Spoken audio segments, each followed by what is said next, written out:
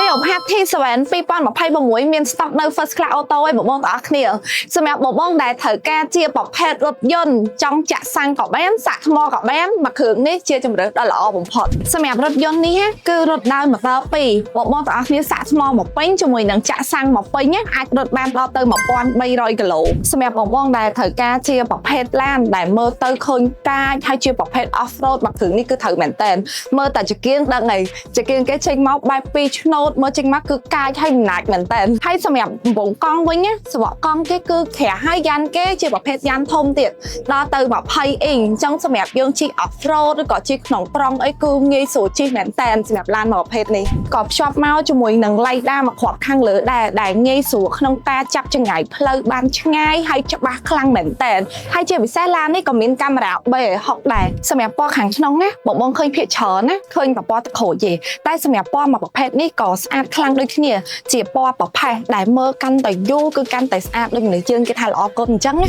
សម្រាប់បងភាគច្រើនណាដែលចូលចិត្តប្រើប៊ូតុងនៅលើដៃអញ្ចឹងដូចឡានសាំងណាសម្រាប់ឡាននេះគឺប្រើដូចគ្នាអត់សូវសាំញ៉ាំច្រើនទេហើយក៏អត់សូវប្រើលើ screen ច្រើនដែរគឺភាគច្រើនគឺប្រើលើដៃទាំងអស់អញ្ចឹងងាយស្រួលមែនតើចង់ក្តៅកញ្ចក់លាកញ្ចក់សេរីកញ្ចក់បើកបិទកញ្ចក់ lock unlock អីគឺនៅប៊ូតុងដៃទាំងអស់សម្រាប់ឡាននេះក៏មានអេក្រង់2ដែរមានទាំងអេក្រង់ទួយសម្រាប់យើងមើលសម្ពាធខ្យល់កង់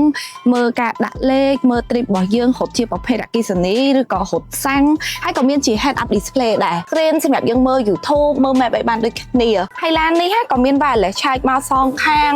ហើយមានប៊ូតុង start stop ឡានដូចគ្នាជាមួយនឹង door mode ឡានគឺមានច្រើនមែនតើគឺប្រើនៅលើដៃភាគច្រើនហ្មងហើយសម្រាប់បងប្អូនដែលទិញឥឡូវនេះខាង first class ក៏មានថែមជាទឹកអប់ដាក់ក្នុងឡានចំនួន3ក្លិនជូនដូចគ្នាដែលបងគ្រាន់តែដាក់ចូល slot ដាក់អប់ទៅគឺបងអាចបញ្ជាបើកបិទក្លិននៅក្នុងនេះបានទាំងអស់សម្រាប់ Rido នេះចង់បើកបិទអឺតចេញក្រៅអីបានទាំងអស់ហើយសម្រាប់ឡាននេះដែរក៏មានជាទូទឹកកកដែលបងទាំងអស់គ្នាចង់ class C ក៏បានកម្ដៅក៏បានសម្រាប់កៅអីក៏មានជាកៅអីក្តៅទាំង4កៅអីត្រជាក់ទាំង4កៅអីម៉ាស្សា2ខាងមុខហើយសំខាន់ជាងគេឃើញឡាន off road ចឹងមែនណាតែ zero gravity seat គឺមានសងខាងហ្មងបើនិយាយពីកន្លែងដាក់អាវ៉ាន់វិញណាសម្រាប់ឡាននេះគឺអត់ចេះខ្វះកន្លែងដាក់អាវ៉ាន់នេះសម្រាប់ខាងក្រោយនេះក៏ដាក់អាវ៉ាន់បានដូចគ្នាហើយខាងក្រោយនេះ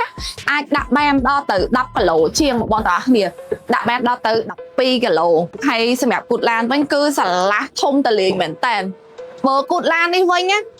កេងក្រោយនឹងក៏បានទៀតហើយបើនៅក្នុងគូតឡានវិញគឺមានមកជាមួយនឹងប្រដាប់សັບកង់ឲ្យមួយទៀតងាយស្រួលបងធ្វើដំណើរផ្លូវឆ្ងាយអីគ្រាន់ដោតមើលផ្ទុយបរិយសັບកង់អីបានខ្លួនឯងទៀតសម្រាប់នេះគ្រាន់តែជា option ខ្លះរបស់ Leo HT7 នេះអញ្ចឹងសម្រាប់ព័ត៌មានលម្អិតបងអាចអញ្ជើញមក showroom First Class Auto តក៏បានឬក៏តាក់ទងតាម link Telegram ខាងលើនេះក៏បានដែរ